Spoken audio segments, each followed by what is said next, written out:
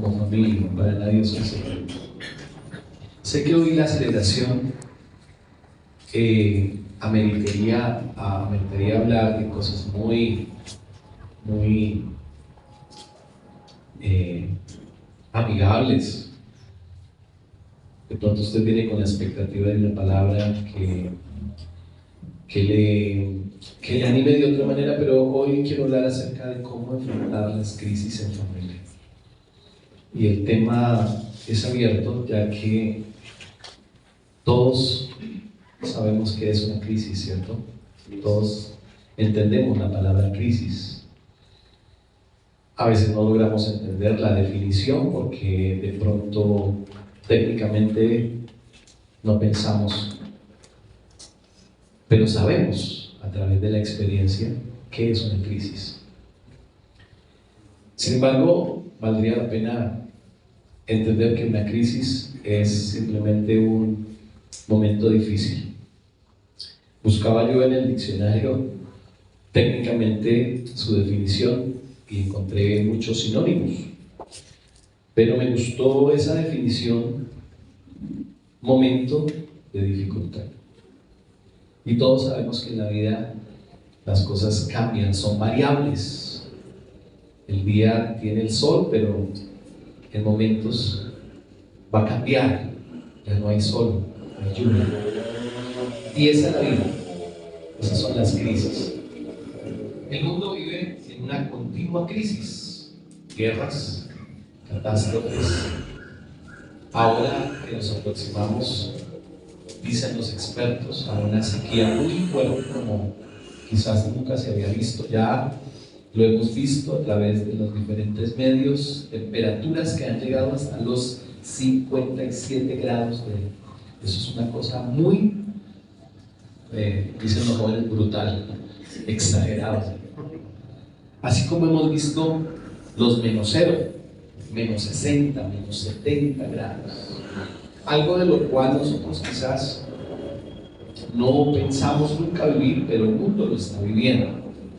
Vivimos crisis políticas, vivimos muertes, violencias, todo el tiempo. Algo para hablar de las crisis es que son impredecibles, es decir, no podemos decir cuándo va a venir una crisis.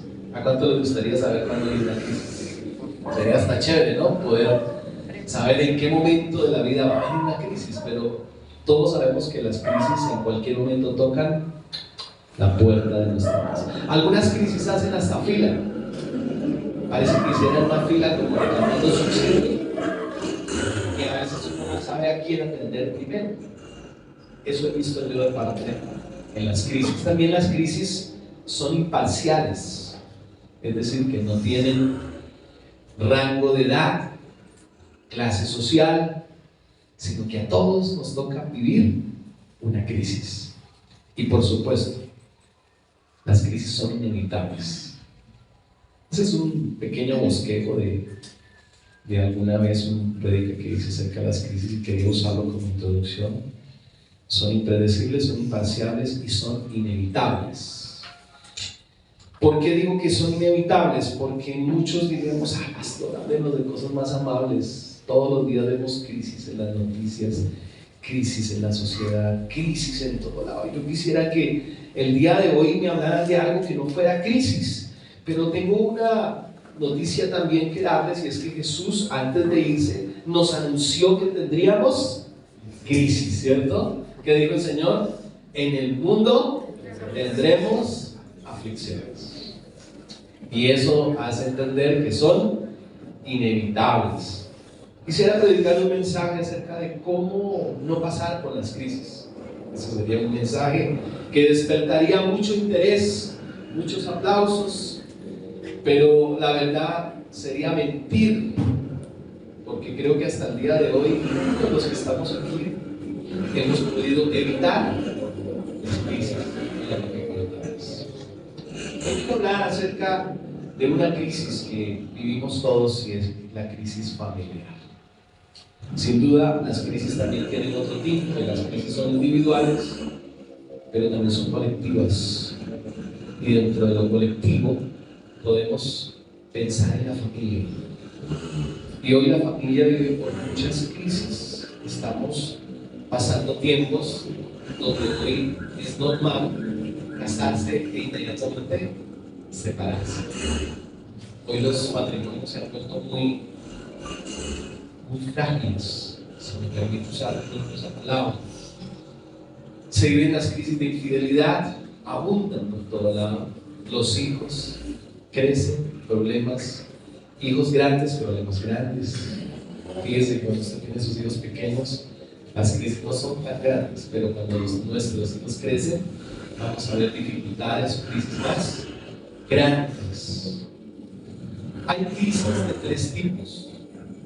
Las crisis son físicas, que tienen que ver con lo material, con lo tangible, con lo que se ve, con lo que se toca. Dentro de esas crisis podemos poner la salud. ¿Qué cuando la salud se afecta?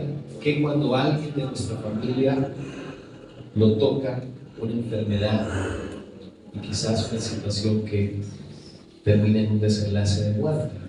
Esas son crisis físicas.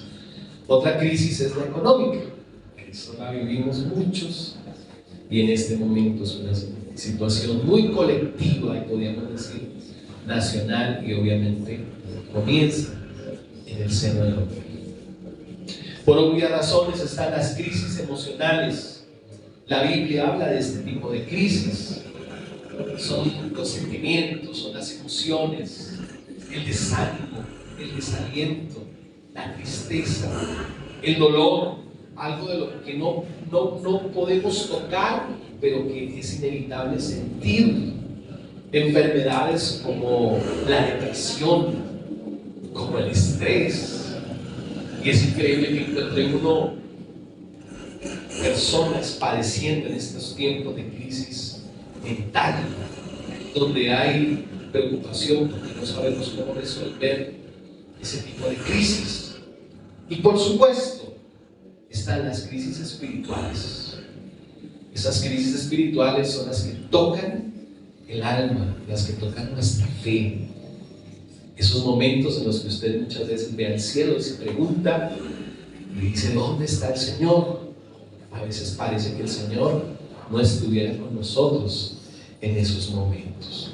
Hoy quiero hablarles de una crisis que vivió una familia y quiero invitarlos a abrir un libro muy poderoso, muy pequeño, pero hermoso. Vamos a abrir nuestra Biblia en el libro de Ruth. Porque hay algo que quiero decir más de las crisis, y es que las crisis tienen un motivo, tienen una razón de ser. Y dejo abierto esto porque el pasaje de hoy comienza hablándonos de una familia normal, como puede ser la suya o como es la mía. Hoy tengo la bendición de venir acompañado de mi hijo mayor, mi esposa, quien les envía muchos saludos.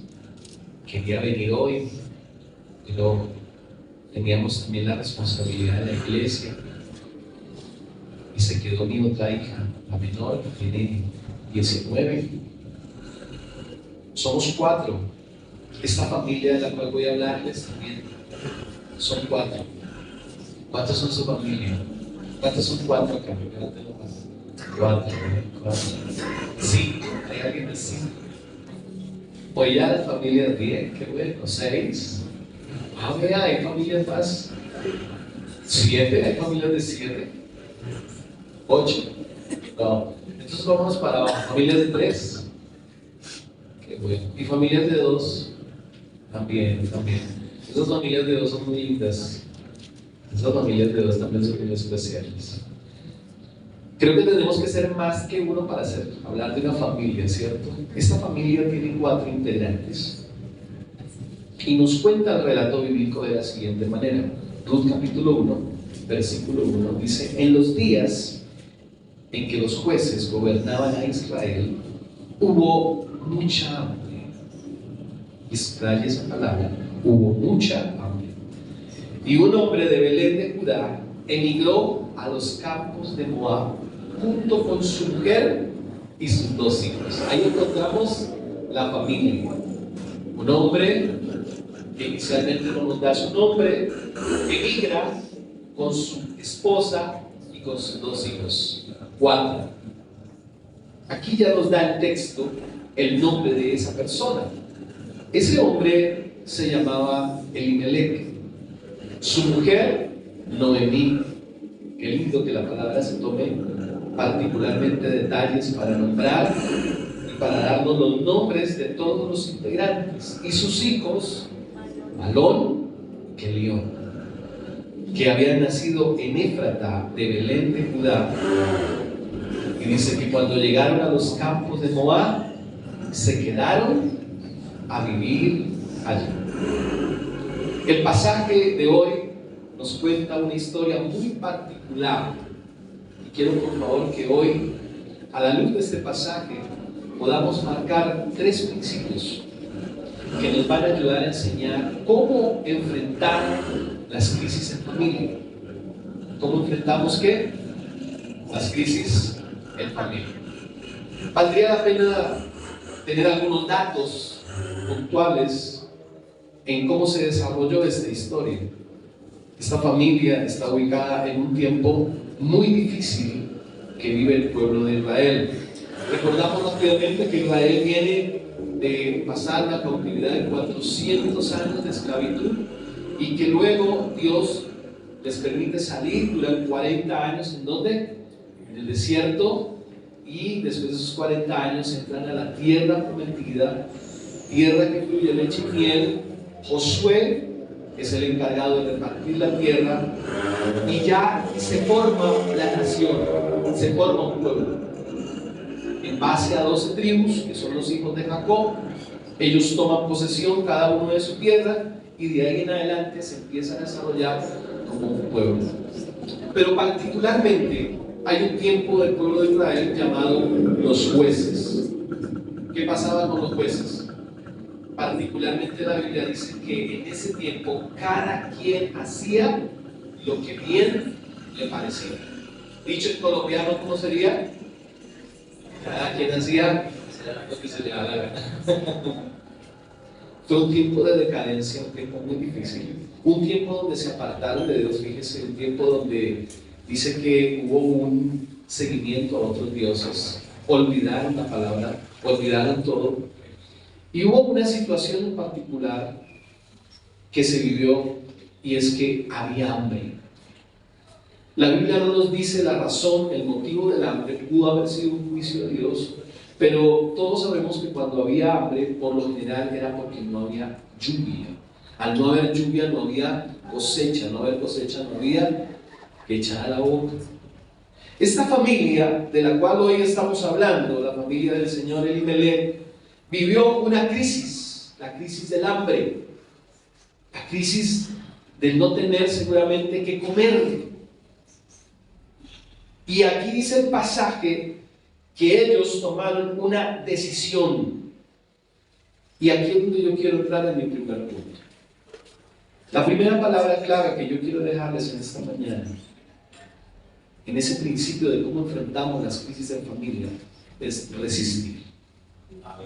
Definición: tolerar, luchar, soportar, no moverse y no darse por vencido. Eso es resistir.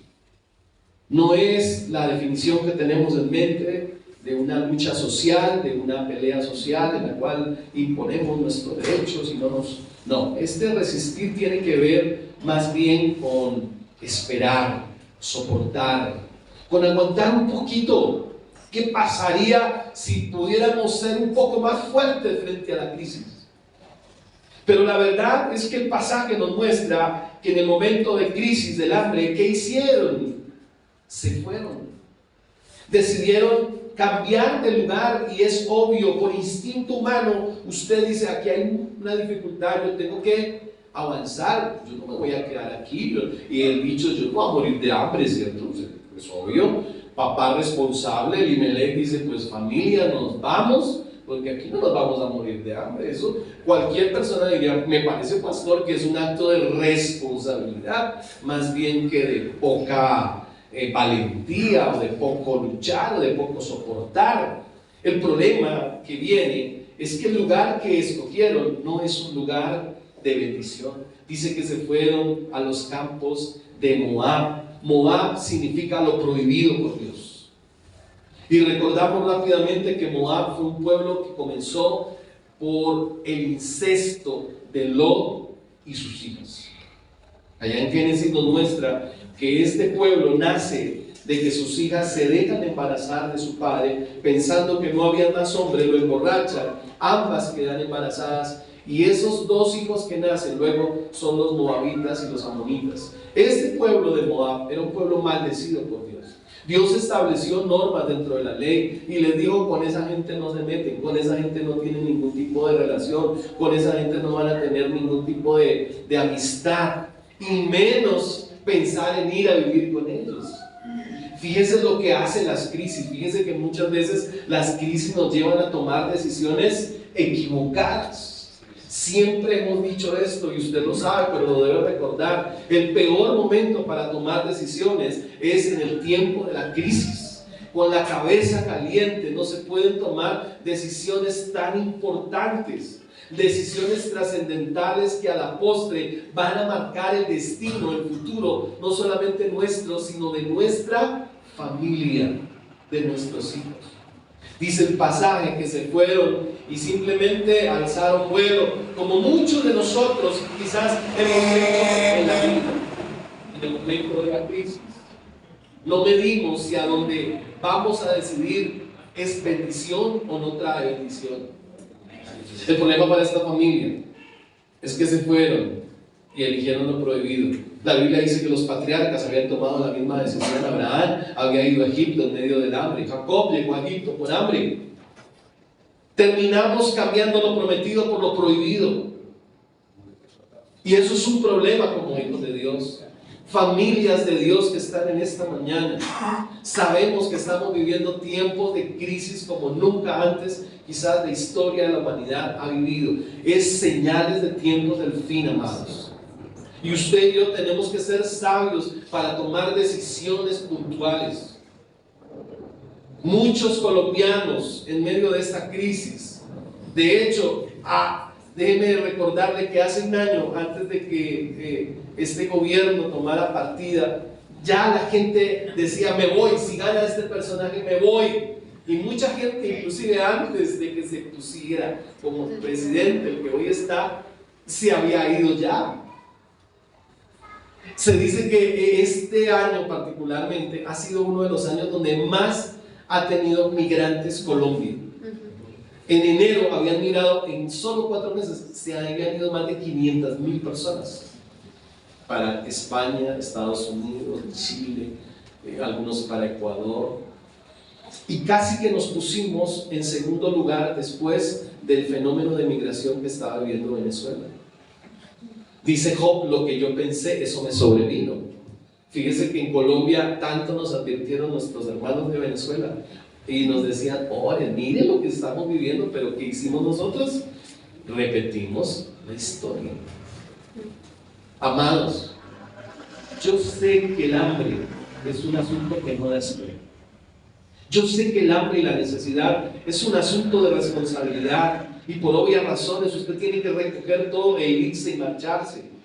Pero muchas veces el resistir implica esperar un poco más. Después de esta historia, que muchos de ustedes la conocen, nos podemos dar cuenta las consecuencias de esta mala decisión. Es mejor aguantar un poco de hambre en la voluntad de Dios que tener abundancia de pan lejos de la voluntad de Dios. Y usted dice: ¿por qué dice esto, pastor? Por lo que sigue. Resistir es parte de la guerra. Un buen guerrero resiste. Y en nuestro caso vivimos también guerra espiritual. La Biblia dice: someteos pues a Dios, resistan al diablo y él huirá de vosotros. Hay dificultades, amados, que vienen por 3 causas. 1, porque Dios la permite en su soberanía. 2, porque usted y yo las originamos. Y 3, porque no podemos negar que existe un enemigo, espiritualmente hablando, lo que es Satanás. Nosotros no podemos culpar de todo al diablo. Tenemos que aprender a asumir nuestra responsabilidad, pero tampoco podemos desdibujar que tenemos un enemigo. La Biblia dice que Satanás viene a robar, matar y destruir. Y una de las cosas que ha venido a hacer el enemigo en este tiempo es precisamente robar, matar y destruir la familia, incluso la familia de Dios. Es un fenómeno que vemos alrededor de la sociedad, pero que ha permeado la familia de Dios. Como pastores tenemos consejerías todo el tiempo y los problemas familiares abundan. Bendito sea el Señor, que en esta iglesia no abundan. ¿O me equivoco, Jason? Yo creo que me equivoco. Yo creo que en todo lugar, amados, si hay algo que abunda, son los problemas de familia. ¿Por qué? Porque cuando estamos en crisis, lo primero que se nos viene a la mente es huir. ¿Qué es huir? Me divorcio. ¿Qué es huir? Me voy. ¿Qué es huir? Dejo a mis hijos. ¿Qué es huir? Me voy, dejo a mis padres. Hay situaciones particulares que cada uno de nosotros vivimos a diario y que muchas veces la primera opción que viene a nuestra mente es huir. Salga corriendo de ahí. Y el Señor viene a decirte en esta mañana: no te muevas. El tiempo de Dios es perfecto. Solo cuando Dios dice muévete, te mueves. Dice la Biblia que mientras el pueblo caminaba por el desierto, había una nube parqueada frente a ellos en el día y una columna de fuego en la noche, y que cuando Dios decía era tiempo de moverse, simplemente la nube del Señor se movía o la columna se movía. Era momento para empacar, era momento para irnos, porque Dios nos estaba llevando. Y a pesar de eso, 40 años en el desierto, la gente dice que estaban perdidos. Yo considero que no estaban perdidos, porque había una nube que los guiaba. Dios no andaba perdido, Dios los estaba llevando en un proceso. Así que usted y yo no estamos perdidos, amados.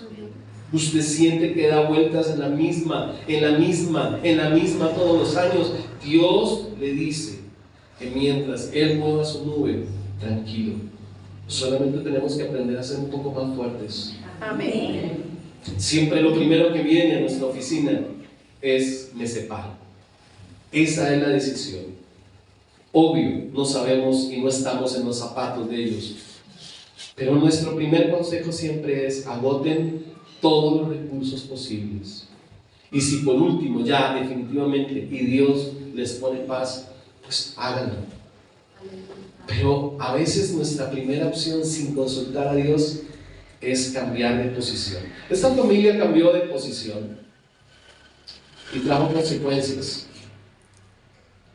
El segundo consejo que le quiero dar en esta mañana es reconocer. La definición de reconocer es ser consciente de la realidad. A muchos en la crisis, muchas veces les hace inconscientes de la causa de la situación. Es increíble, pero aceptar el error es un asunto muchas veces bien complejo. Y aquí vemos a un hombre obstinado en su decisión. Cuando tomamos ese tipo de decisiones fuera de la voluntad de Dios, estamos mostrando ser tercos. Y el influyente de esta casa, obviamente, era el padre, del cual nos llama Elimelech, que significa Dios es mi rey. ¿Sabía usted que los nombres en la cultura judía definen el carácter de las personas? De hecho, el nombre de Noemí, que era su esposa, significa placentera o agraciada. Los nombres de sus hijos también tenían su propia definición.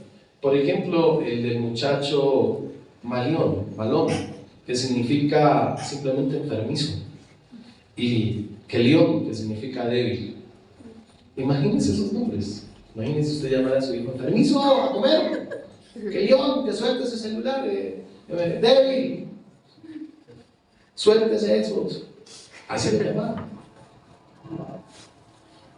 Jabes, que es un nombre que muchos saben porque hizo una oración hermosa, significaba dado con dolor. Era un nombre que representaba dolor, angustia. Cada nombre en la Biblia marcó a las personas. Lo increíble de esto es que, siendo sus hijos con un nombre tan marcado, como frágiles y como enfermos, los padres tenían nombres con mucho significado. Y es que es triste, pero este padre que representaba a Dios el Rey no era exactamente lo que afirmaba ser con su nombre, porque en esta decisión, al parecer, Dios no era el rey de su casa. Las crisis vienen cuando Dios ya no es el rey de nuestra casa. Cuando usted toma decisiones sin la voluntad de Dios, excluye al rey de su casa. Parece ser que esta decisión, más que el Dios rey, era Elimelec, el rey de su casa. Lo triste de esto es que la Biblia dice en el versículo 3 que murió Elimelec, versículo 3, marido de Noemí, y ella se quedó sola. Fíjese el problema que viene cuando Dios ya no es el rey, porque cuando Dios ya no es el rey, el segundo paso es que el rey se muere. El problema cuando Dios no es el rey de nuestra casa no es ese, el problema es cuando se muere totalmente el rey.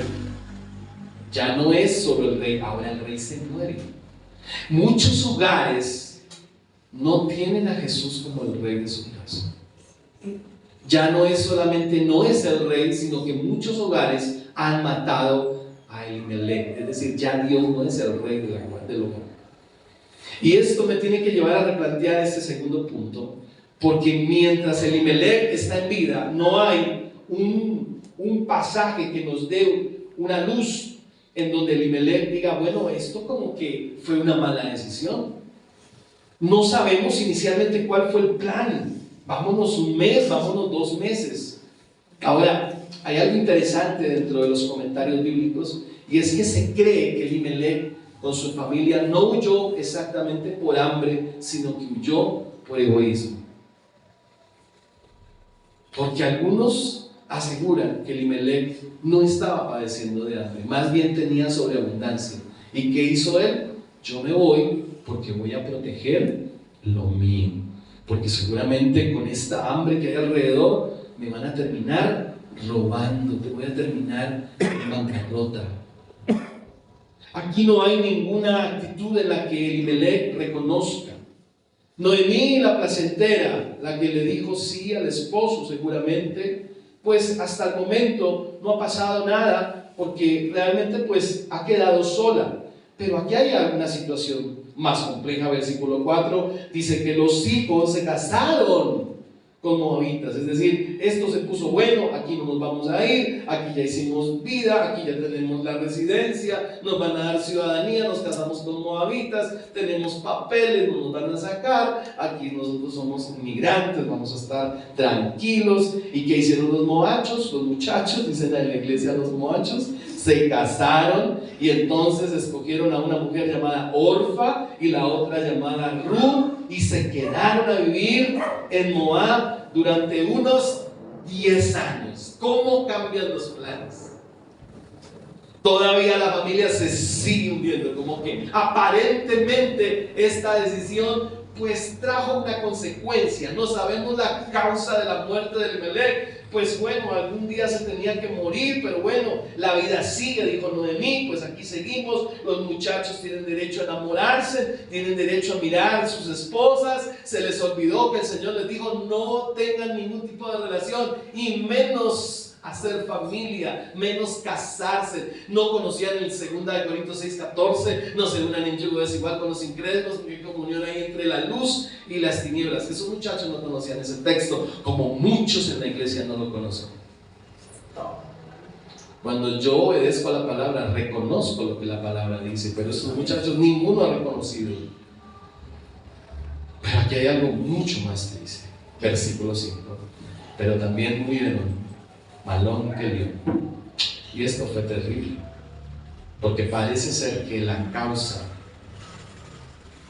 de esta decisión se está viendo, o más bien la consecuencia.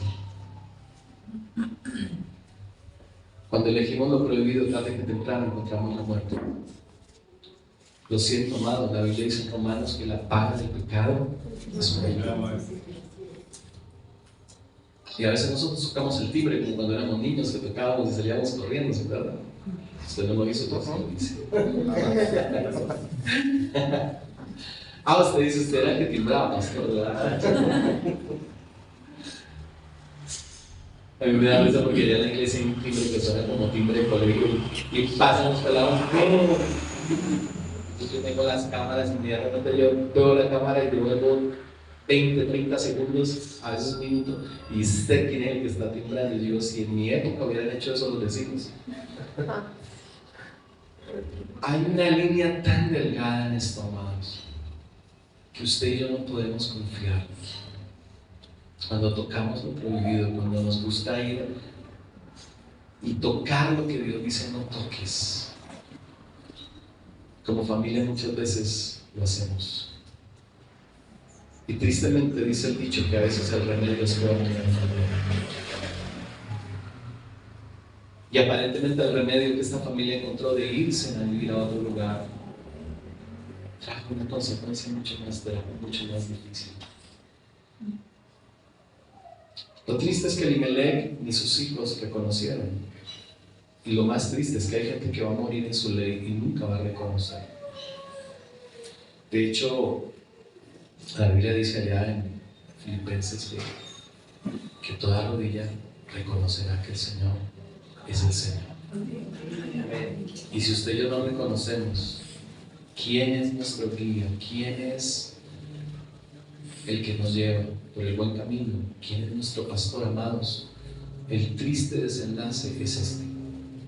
Quisiera darles otra noticia, quisiera decirles, mire, de pronto, y seguramente Dios en su misericordia muchas veces ha tenido gracia, ha tenido favor con nosotros, y en medio de tantas malas decisiones que tomamos en la vida como familia, usted dice, pastor, pero fíjese que a mí no me ha ido mal, gracias al Señor. Yo sé que cometí un error, pero mire, Dios me ha bendecido, y yo le digo, es gracia del Señor, es misericordia del Señor. Pero no siempre la gracia del Señor y la misericordia se va a extender de esa manera. La Biblia dice que como Dios es amor, también es fuego consumidor. Y esta familia terminó muerta, amados. Si hay algo que hoy vivimos, no solamente la sociedad, la iglesia vive un tiempo de muerte. Y no hablo de muerte física, hablo de una muerte espiritual. Cuando Elimelech, cuando Malón, cuando Kelión mueren en nuestra casa, entonces ya no vuelven a la iglesia, entonces ya no se congregan, entonces ya no sirven. Y muchas veces nosotros en la iglesia como pastores vemos a sola Noemís. Hermana, no volvió su esposo, no, es que fíjense que él tiene tanto trabajo, fíjense que él está tan ocupado, pastor, le salió un contrato maravilloso. Entonces uno dice, qué bendición, hasta compraron finca, cambiaron carro, y entonces ahora están despegando el motor, y ahora están viajando a la costa. Y los muchachos de la universidad, ellos ahora no tienen cabeza sino solo para estudiar. Amados, perdónenme, pero Moab puede estar más cerca de lo que usted se imagina. Santo Dios. ¿A dónde va usted a buscar pan? A veces el pan no es solamente la universidad, el pan no solamente es el trabajo. Hay gente que queriendo ir a buscar pan termina perdiendo a sus hijos. Yo creo que usted, amado, tiene que pensar a dónde está yendo a tomar el pan. Y no es que el trabajo sea malo. El Señor dijo que comeríamos el pan con nuestro sudor. Yo recuerdo que años atrás nos decían, la gente que iba a Estados Unidos decía, es que allá en Estados Unidos no se vive, es que allá en Estados Unidos se trabaja, y uno pensaba que eso era una cuestión de allá. Yo tuve la oportunidad hace unos años de estar allá un tiempo con mi familia, y esa es la realidad. Desde las 4 de la mañana la gente sale. A las 4 de la mañana son trancones por esas vías interestatales, la gente va al trabajo y regresan hasta la noche, 8, 9, 10, nunca se encuentran con sus hijos, nunca hay una cena con sus hijos. Por eso muchos de estos hijos quieren cenar con sus papás. Sí, Señor. Y nosotros veíamos eso como una situación, bueno, son ellos, pero ¿qué pasa hoy acá? Lo mismo. Yo creo, amados, que tenemos que entrar a pensar que reconocer podría ser una gran virtud en el tema de poder enfrentar las crisis como familia. ¿Cuánta gente hoy está tomando malas decisiones? Separados de Dios, viviendo aparentemente con Dios, pero separados de Dios. Porque no sirve solamente reconocer. El tercer paso es regresar. Porque reconocer es la parte inicial, pero si usted reconoce y no toma acciones, no va a servir. Regresar significa volver al lugar de donde salió, es devolvernos. En el versículo 6 dice que cuando Noemí se enteró de que el Señor había bendecido a su pueblo, algunos dirían demasiado tarde, que el hambre había terminado, es decir, la crisis se había acabado, decidió Y miren lo que dice esta Biblia. Decidió. Es algo muy radical. Él no dijo, me provoca, me dan como ganas de volver a la iglesia. Pastor, tengo como ganas de volver a visitarlo. No. A veces, amado, cuando vamos a Moab y volvemos, es la mejor decisión que podemos tomar. Y esta mujer, aparentemente ya en una crisis, donde aparentemente, vuelvo y repito, no hay sentido de la vida, o sea, quedarse viuda y sin hijos. El regresar es un sinónimo de arrepentimiento, porque arrepentir es dar la media vuelta. Un día nosotros llegamos a Cristo y regresamos. Y usted dice, ¿de dónde? Del diseño original, de lo que Dios planteó en Génesis cuando dijo, hagamos al hombre a nuestra imagen y semejanza, y de ahí en adelante dice que Dios tenía una comunión abierta con el hombre, que hablaban, que se escuchaban. ¿Qué pasó entonces? Perdimos todo eso, pero dice la Biblia que a través de Cristo usted y yo tenemos acceso al trono universal.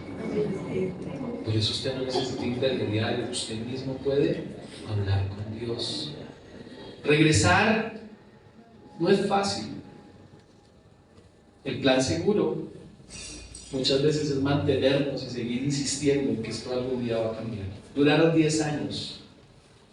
Cuando se alejaron de Belén, no había ni un solo pan, según lo que dice el texto, pero ahora ella escucha que hay pan. Pero mire, Belén significa casa del pan, creo que ustedes ya lo saben. Pero cuando ellos se alejaron de Belén, no solamente se alejaron de la casa del pan, se alejaron del congregarse, ya no iban al templo, ya no iban al culto, ya no daban adoración, no volvieron a ofrendar. Todos los judíos llevaban su ofrenda al altar.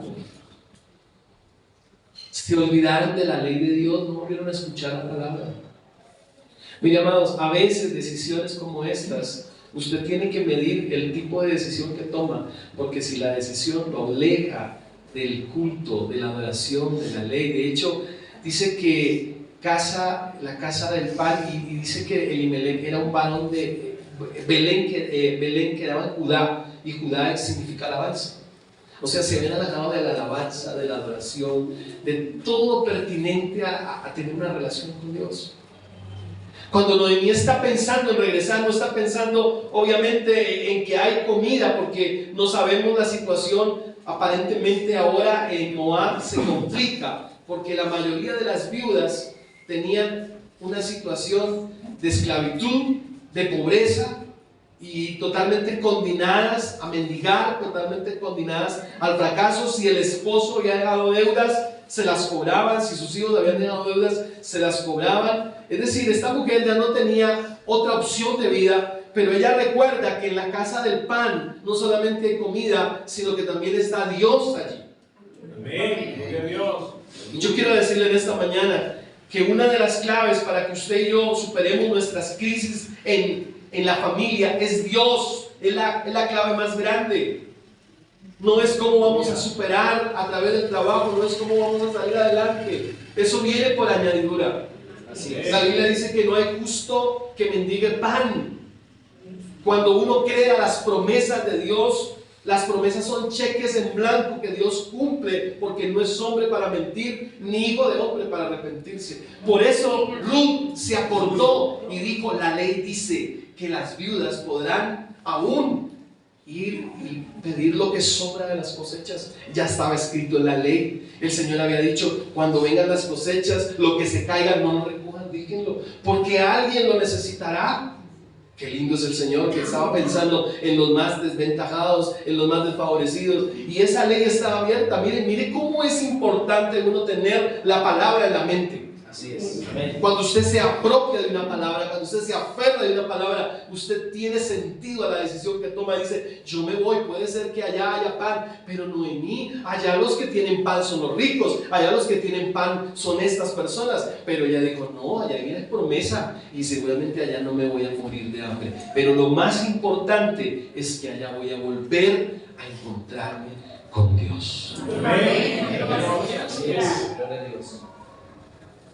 Cuando ellos vivieron en Moab, créame que abrazaron sus prácticas. Hay muchos cristianos que dicen, pero ¿qué es un fanatismo de la iglesia? Yo puedo estar aquí y allá, y yo puedo abrazar lo que se hace allá, y puedo vivir acá en la iglesia. No, amados. Tenemos que arrepentirnos y volver al Señor.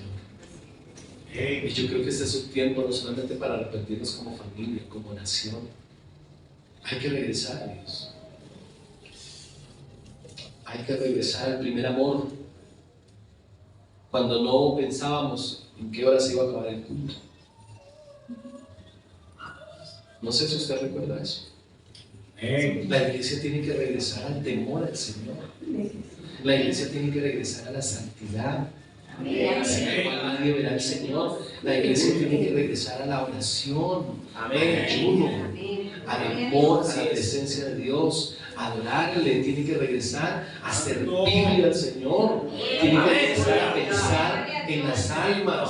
Tiene que regresar a lo que implica todo lo que está relacionado con Dios. Por lo tanto, tiene que regresar a sentir pasión y amor por Dios. Amado, usted no se puede quedar en la crítica. La muerte no te puede sorprender en Moab. Hay gente que tiene pan, pero no tiene a Dios. No sé si usted prefiere tener a Dios sabiendo que si tiene a Dios viene el pan. Asegure primero al que da el pan. Porque si usted asegura el pan, usted está en problemas. Jesús dijo, separados del Señor, nada podéis hacer. Y aquí encontramos las consecuencias de una familia separada de Dios. Y perdóneme, sé que esto suena cruel, pero muchos hoy están viviendo crisis fuertes y la consecuencia es haberse separado de Dios. Viven insatisfechos. Parece que lo que Dios les da no les sirve. Y entonces hay que trabajar el domingo, pastor. Si no trabajo el domingo, yo les he dicho muchas veces a los comerciantes en los pueblos, la gente vive de comercio, los hermanos cuidan fincas, administran. Y lo hemos logrado y hemos luchado para que el día domingo, cuando empezamos la iglesia, la gente no iba a la iglesia el domingo. Porque todos comercio, que la plaza, que la cosecha, y ha sido un trabajo de años enseñarle a la iglesia que hay que sacar el tiempo para Dios. Entonces algunos abren a las 10, otros abren después del mediodía. Pastor, pero pierdo las ventas. Pues no sé a quién le cree usted. Y muchas personas dicen, es increíble, pero a veces vendo más en un ratito que abro en la tarde que cuando abro todo el domingo. La gente aprendió que yo no abro en la mañana porque yo soy cristiano, estoy en la iglesia. Pero todavía tenemos mucha gente que vive insatisfecha. Gente que tiene a Dios, pero que lo que Dios le da no le sirve. Cuando usted y yo caminamos sobre la mano de Dios, la Biblia dice, nada nos falta. ¿Qué va a hacer usted con esta palabra en esta mañana? Le pregunto. ¿Qué va a hacer? ¿Cómo está enfrentando su crisis? Huir es lo más fácil. Claro, es imposible. Pero el Señor, dice la palabra, cumple su palabra. El cielo y la tierra pasarán, pero tu palabra no pasará. Finalmente Dios visita a su pueblo y le da lo que ellos no pueden encontrar. Noemí reconoce que en ese lugar va a haber pan, pero va a estar también el Señor, el que dijo, yo soy el pan de vida. ¿Cuántos dicen amén a eso? Búscalo en Dios. Busca el pan en Dios, no en Moab. Y creo que hay Moab en todo lugar. Aún en la peor situación, Jesús es la mejor opción. Por eso lo felicito, amado, porque hoy está aquí en la casa del Señor. Las crisis son oportunidad para crecer en Dios. ¿Qué escoges? ¿Belén o Moab? Yo quiero que por un momento cierre sus ojitos y piense hoy cómo está su familia, qué está pasando hoy como familia, cuál es el origen de la crisis que hoy está viviendo, qué crisis hoy está enfrentando, cuál es la causa, la situación económica, en particular, quizás las diferencias que ya se viven en el hogar, las incompetencias que llama la psicología. Ahora, las causas de separación es incompetencia, son incompetentes. Yo quiero que en esta mañana le diga al Espíritu Santo: Señor, ayúdame. Aquí hay hombres como Elimelech que tenemos el peso, la responsabilidad de guiar a nuestra familia o a prados verdes o a prados secos.